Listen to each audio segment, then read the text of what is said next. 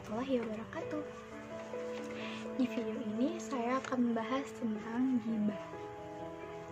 Apa sih itu ghibah? Ghibah adalah membicarakan keburukan orang lain.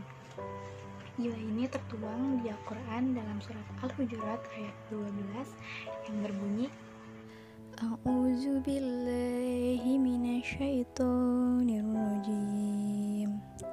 Bismillahirrahmanirrahim.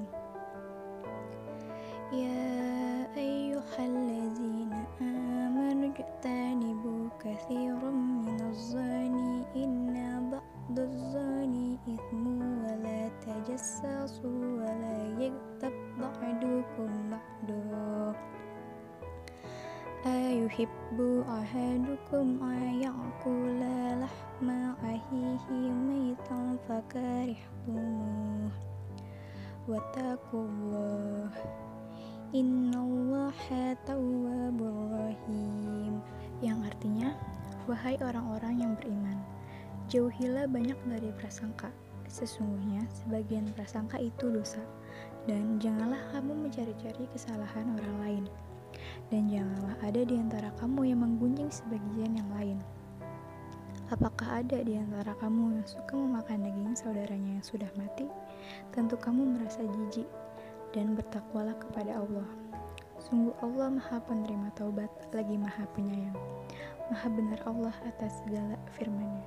Nah, saya nggak memfokuskan ke penggibahnya, tetapi memfokuskan ke orang yang digibahkan. Saya akan membahas kelebihan orang yang digibahkan dan juga bagaimana cara menghadapinya. Oke, yang pertama saya akan membahas kelebihan orang yang digibahkan. Yang pertama, dapat pahala tanpa beramal. Di hari kiamat nanti, kita akan mendapat pahala dari sang penggibah tanpa beramal.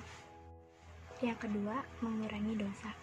Jika pahala penggibah habis, maka dosa kita akan ditransfer ke penggibahnya. Yang ketiga, sebenarnya penggibah ini lebih sengsara loh daripada kita. Kenapa?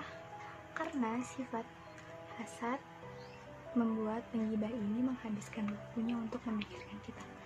Bisa jadi dia tidak bisa tidur nyenyak dan dada merasa sesak memikirkan kesuksesan kita. Lalu bagaimana cara kita menghadapinya? Yang pertama, sadari bahwa Allah itu melihat bagaimana kita bersikap dengan benar, bukan dengan kelebihan ataupun kekurangan kita. Contohnya, ada orang kaya yang dermawan, ada juga yang pelit. Ada orang cantik yang rendah hati, dan ada juga yang sombong. Semua kondisi kurang atau lebih itu sama aja. Sama-sama gak enak kalau kita salah untuk bersikap. Dan malah jauh lebih berat bersikap benar kalau kita mempunyai banyak kelebihan. Kedua, ingat dunia ini hanya sementara. Kalau terus mikir tentang kelebihan dan kekurangan kita, stop. Pernah nggak mikir kalau kita itu kurang ibadahnya, kurang amalnya, dan kurang kebermanfaatannya? Stop mikir kurang terus soal duniawi, nggak akan ada habisnya. Coba deh sekarang mikir soal kebutuhan akhirat. Yang ketiga, kita bukan orang satu-satunya yang memiliki banyak kekurangan. Oke, bolehlah sekarang kita merasa paling disakiti, paling miskin, paling hina, paling sedih hidupnya. Tapi di luar sana, banyak loh orang yang punya banyak kekurangan. Kalau masih aja ngeluh, berarti kita kurang bersyukur aja. Selagi niatmu baik dan kamu berada di jalan yang benar, ya teruskan. Gak usah stop ataupun keterhaluan ikutin omongan orang lain, karena gak akan ada habisnya. Dan ini juga bisa jadi introspeksi buat diri kita sendiri. Kan gak mungkin tuh tong bunyi kalau nggak ada yang mukul ataupun benda yang menjatuhinya. Jadi nggak boleh juga kita nggak langsung dengerin apa kata orang lain. Kita mikir lagi begini, bener nggak ya usaha saya, bener nggak ya niat saya? Karena bisa jadi teguran dari orang lain itu merupakan cara Allah mengingatkan kita. So mari positive thinking, karena positive thinking itu bisa membuat kita ringan, mudah, dan lancar, insya Allah. Dan jangan pula takut dan sedih jika diomongin orang lain, selagi niat dan usahamu itu baik dan benar. Dan ambil pula pelajaran, kalau kita nggak suka diomongin orang lain, maka jangan pula ngomongin orang lain. kalaupun ada sesuatu yang gak enak, kan bisa dibicarakan bersama dengan baik. Dan ini yang paling penting, ingat bahwa juri kita itu Allah, cuma Allah, gak ada yang lainnya. Lakukan aja semua sesuai yang Allah perintahkan.